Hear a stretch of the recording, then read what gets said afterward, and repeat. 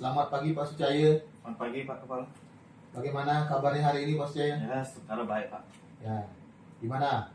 Hari ini kita janji akan melaksanakan praobservasi terkait dengan Bapak akan mengajar besok di kelas. Seperti itu kan? Ya, benar Pak. Nah, apakah Bapak sudah membawa RPP-nya? Sudah Pak, ini Pak. Bisa dilihat. Terima kasih Pak Sucaya. Ya Pak, sama-sama. Nah, Pak Sucaya. Ya Pak. Nah, dari RPP yang Bapak buat ini, Ki, apa tujuan pembelajaran Bapak hari ini?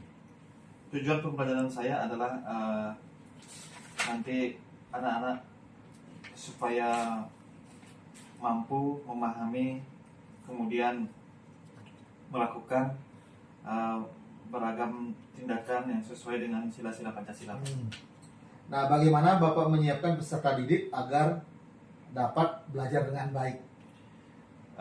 Di awal saya persiapkan dulu rencana pelaksanaan pembelajaran, karena pembelajaran itu akan turunkan dari sana Pak. Kemudian dengan media-media pembelajaran yang menarik, kemudian menggunakan sarana belajar juga yang menarik, misalnya dengan menggunakan proyektor dan PID yang kita punya.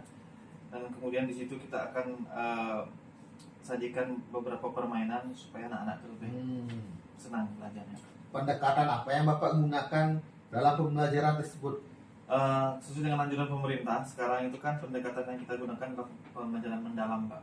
Pendekatan pembelajaran mendalam Ya, yang ada 3B, bermakna, ya, berkesadaran, dan menyenangkan. Nah, seperti itu ya. Ya. Bagus Pak Sucaya. Nah, Pak Sucaya, kemudian model pembelajaran apa? Dari pendekatannya, pendekatan pembelajaran mendalam, model pembelajarannya, model apa yang akan Bapak gunakan di kelas? Model pembelajaran mungkin model pembelajaran project based learning. Nanti kita akan berikan project. Dia ketika dia bekerja kelompok, nanti kita akan berikan dia kasus. Kemudian anak-anak nanti akan mengidentifikasi kasus tersebut. Kemudian anak-anak juga akan mempresentasikannya di depan kelas. Nah, dari RPP yang Bapak susun ini, area apa yang ingin Bapak kembangkan? Mungkin di area yang ingin kembangkan itu Pak, di bagian refleksinya Pak. Refleksi dari pembelajaran mendalam itu bagaimana anak-anak itu bisa mengukur dirinya bahwa mereka sudah paham dengan apa yang mereka pelajari, begitu Pak. Itu yang ingin Pak saya kembangkan. Ya, terkait dengan bagus sekali Pak Sucaya. Nah, Pak Sucaya, untuk hari ini materi apa yang akan Bapak ajarkan Pak Sucaya?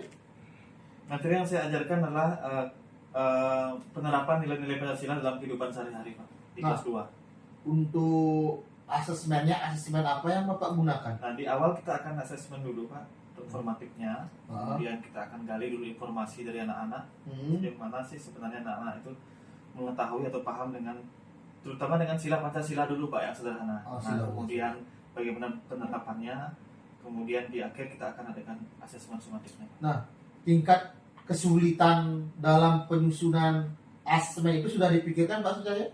Sudah Pak, kita akan gunakan rubrik. Untuk setiap asesmen itu ada rubriknya untuk mengukur bagaimana sampai sejauh mana pemahaman yang ingin kita capai. Di rubrik itu sudah dituangkan, nanti di rubrik juga sudah ada Pak di belakang. Nah, dalam persiapan mengajar, Pak Sucaya akan menggunakan media apa saja yang Pak akan gunakan di dalam kelas nanti? Nah, melalui menggunakan proyektor, kita akan tampilkan dulu bagaimana penerapan nilai-nilai Pancasila dalam kehidupan sehari-hari. Anak-anak akan menyimak, kemudian mencatat hal-hal penting terkait dengan penerapan nilai-nilai Pancasila tersebut. Gitu Pak. Juga nanti akan menggunakan game juga dalam menggunakan PID juga nanti. Nah, dalam pembelajaran nanti, apakah dikaitkan dalam kehidupan sehari-hari Pak Sucaya? Ya, pasti Pak, karena penerapan nilai-nilai Pancasila itu memang harus diterapkan dalam kehidupan sehari-hari mereka. Semoga mereka bisa nanti menerapkan. Nah, metodenya apa Pak Sucaya? Metode yang nanti gunakan yang pertama metode ceramah, mungkin Pak. Karena itu pasti kita menggunakan metode ceramah. Kemudian metode diskusi juga. Ya, kerja kelompok juga mungkin kita akan gunakan di situ nanti 3 metode. Begitu Pak. Berarti dari ketiga metode, akan menggunakan 3 metode itu ya? Berarti sudah terlihat dalam RPP-nya itu Pak Sucaya. Nah, Pak Sucaya, dalam pengembangannya dimensi profil lulusan apa yang ingin Bapak capai? Bermasyarakat mungkin Pak. Bermasyarakat, kemandirian mungkin ya. Kemandirian, ya, mampu mandiri di dalam kehidupan Hmm. bermasyarakat untuk menerapkan nilai-nilai Pancasila itu. Nah, Pak Sucaya, nah lanjut Pak Sucaya. Nah, dalam pembelajaran nanti berkesadarannya bagaimana anak-anak dalam menerapkan BBM-nya? Nah, berkesadaran itu nanti mungkin kita akan ajak anak-anak itu, atau kita akan berikan mereka untuk berinteraksi dengan teman-teman yang lain, bagaimana sikap mereka. Nah, itu juga penerapan nilai-nilai Pancasila, bagaimana hubungan manusia dengan manusia. Contohnya sila kedua itu kan kemanusiaan, itu bisa di situ. Berarti dari contoh Iya. dia, Iya. baru dia sadar, Iya. oh ini penerapan sila Iya, kedua seperti iya, itu Pak seperti Sucaya. itu. Berkesadaran. Nah, sekarang, dalam pembelajaran itu ada bermaknanya. Nah, dalam bagian apa Pak saya akan menampilkan bermaknanya? Bagian yang bermakna itu bisa diambil dari aktivitas mereka setiap hari di sekolah. Misalkan sembahyang sebelum belajar itu bermaknanya di situ, bahwa dia pakai itu dalam kegiatan sehari-hari, bahwa hubungan manusia dengan Tuhan yang tercermin dalam nilai satu, sila pertama Pancasila itu, Tuhan dan Yang Maha Esa, itu bisa ditemukan di situ. Berarti sila-sila Pancasila Ya. diterapkan dalam kehidupan nyata dan di sekolah seperti itu Ya, Pak saya. Nah, lanjut Pak Sucaya. Nah, di sini juga saya membaca. Nah, apakah ada kemitraan yang dilibatkan Pak Sucaya? Kita akan melibatkan mungkin narasumber juga yang dari Narasumber. luar. Kita akan bekerjasama terkait dengan penerapan nilai-nilai Pancasila ini. Misalkan tokoh agama gitu, misalnya kan pemangku gitu, bisa Iya. kita undang ke sekolah untuk misalkan penerapan nilai Pancasila sila pertama gitu. Nah, Pak Sucaya, dalam pembelajaran nanti, apakah anak-anak dilibatkan dalam presentasi ataukah Bapak saja yang akan menjelaskan sesuai dengan PPP ini? Sesuai dengan skenario pembelajaran yang sudah saya buat, itu ada tugas kelompok. Nah, ketika mereka tugas kelompok dan hasil itu akan dipresentasikan Pak di depan kelas. Ya, Pak Sucaya, yang rasa sudah cukup hasil praobservasi kita, dan yang sudah mendapatkan beberapa catatan yang akan Bapak lakukan nanti di kelas. Sampai ketemu besok setelah pagi ceria, Bapak akan mengajar di kelas yang akan dampingi Bapak selama proses observasi di kelasnya Bapak. Terima kasih Pak. Yang tunggu besok. Tinggi Pak, siap. Ya. Pak Sucaya, terima kasih tadi sudah mengajar di kelas dengan sangat baik. Saya sudah amati. Bagaimana perasaan Bapak tadi di kelas? Saya sangat senang sekali Pak. Ternyata anak-anak ketika yang ajak belajar itu antusiasnya luar biasa sekali. Mereka senang sekali belajar menggunakan proyektor, menggunakan PID, main game, itu sangat antusias sekali Pak. Diskusinya pun juga mereka sangat aktif sekali Pak. Begitu, Pak. Nah, tadi saya lihat ada refleksi dari anak-anak. Menurut Pak saya gimana refleksi dari anak tanggapan dari pembelajaran tadi? Anak-anak merefleksi pembelajaran tadi, mereka sangat senang sekali Pak. Senang sekali, kemudian mereka sangat tertarik sekali untuk menerapkannya dalam apa yang diajarkan tadi dalam kehidupannya sehari-hari. Nah, menurut pembelajaran tadi Pak Sucaya, adakah yang Pak Sucaya merasa kurang? Yang dia merasa kurang mungkin dari segi pengelolaan diskusi kelompoknya Pak.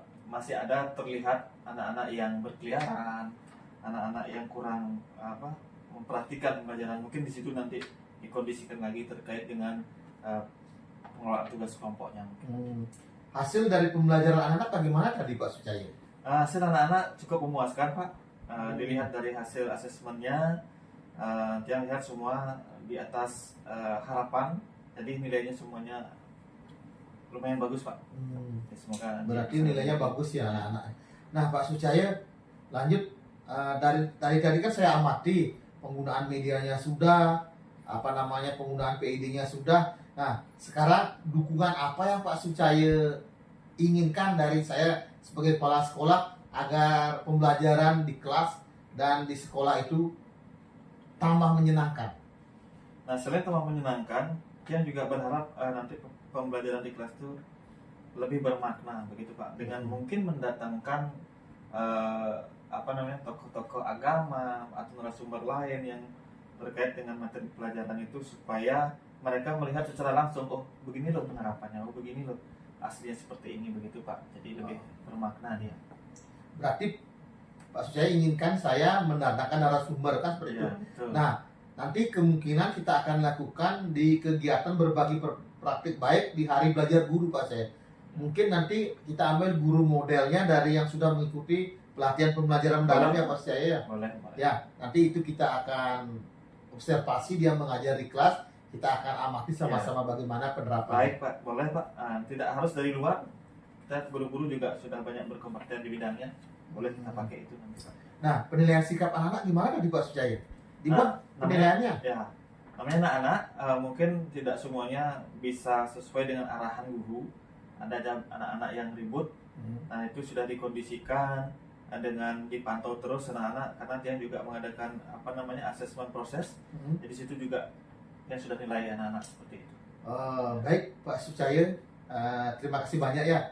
Jadi dari pengamatan Tiang sebagai kepala sekolah, pembelajarannya sudah berjalan sesuai dengan modulnya, artinya lancar, anak-anak senang, Bapak juga mengajar dengan runtun, dengan sabar.